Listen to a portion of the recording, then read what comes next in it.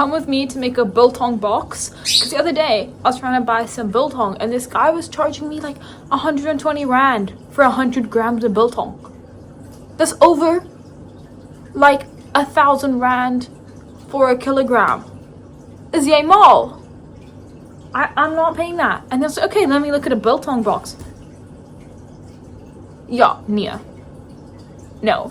So I decided to make my own out of a plastic box, and I'm gonna make my own. At the end I will compare how much I spent on the biltong box compared to ones on the market that's like a similar size, you know. I'm not going to be comparing it to ones that can like do over a ton of meat at once, you know.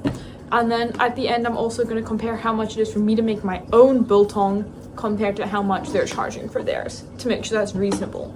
So what I have is a plastic box, some lappies for the bottom, like some plastic towels. Then we got this bucky to like marinate it in, and they got a few more buckies in it for when the meat is done. We got some pliers. This like a laundry bag. I just needed the mesh. A lot of these stuff you don't need to buy if you already have it at home, like these buckies and these pliers. Same with the mesh and the lappies. Then I got some hangers, which you might have at home. I needed the screws for the type of fan I'm using, but depending on the fan you're using, you might not need it. A fan, which I think is like the most expensive thing I got, and screwdrivers. Also measuring tape, but this is thing most people have. But I have a dad that is equally as forgetful as me, and we lose stuff all the time. So we had to get new ones today. I'm also going to use a drill and a hot glue gun. So if you don't have that, you could just like heat up something to poke holes in it, or you could just use any glue, really. I think like that will work. Okay, let's get into it. So here's the fan I got. Now there was a white and black one on display. I wanted to get the black one. I was like, okay, yeah, that's sick. They only had pink, but that's okay. Still looks tough. I'm just gonna take it off the stand because I'm not gonna need it, and then I'm gonna try to attach it. Okay, now I'm marking out where to put it. I think I'm gonna put it on this side.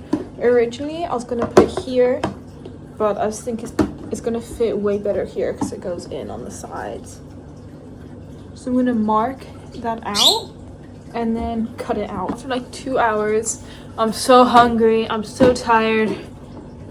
I finally got the fan on.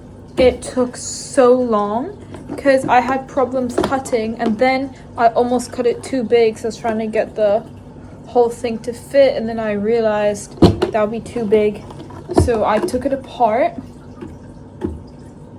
and then put one side in, one side out, drill through it, so it's like back of this plastic and then this. Got it on, and like that was a battle and a half. I'm pretty sure this fan has like a faster setting, so I'm gonna test it out, and I'm hoping the rest goes a lot quicker because this was actually so challenging.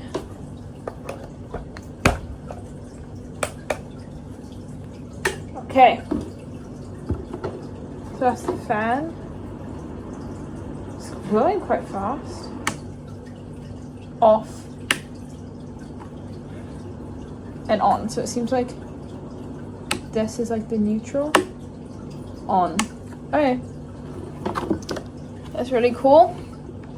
Okay, now I have this laundry bag which I'm gonna cut and put over the fan to make sure no like flies or anything gets in it. I'm just gonna hot glue it over, and then I need to drill some holes in the sides for ventilation, and I'm gonna put mesh over it. So I got the meshing on there and a few holes with the meshing on to let it ventilate. So now I got the hangers.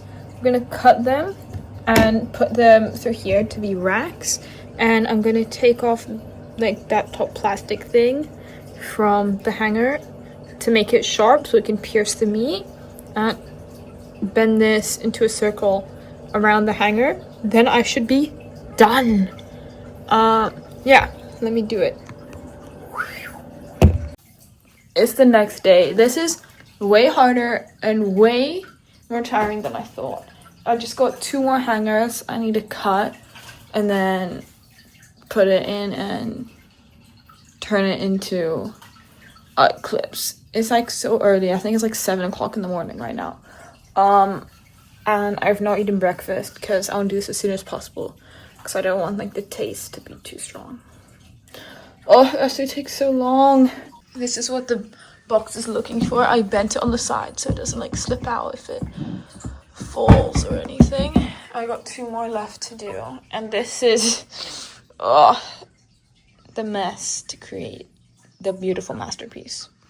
This is the biltong box complete, and then I need to make more hooks, but I'll make that later because I'm quite tired. So this is the first style I made, but it's really big, and then this is a smaller type I made. Here they are all hanging. Time to switch it on. Lekker! So this is what it looks like in my DIY biltong box. Okay, thank you guys for watching. Sorry I did not show the process that much, me making it. It was so hard. Like my hands are all cut up and everything from that process.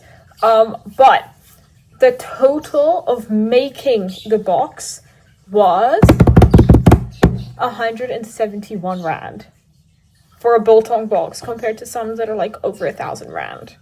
So to be honest, it's worth it. It was like a bit hard to make, but we got there at the end. Now I am having the meat in there, but I don't know how much it exactly costs because like the salt and pepper I already had at my house.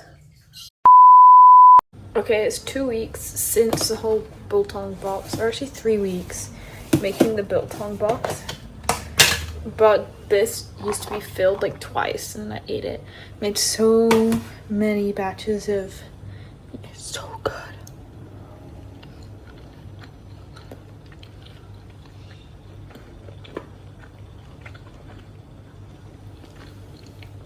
Originally I cut it into like these squares though.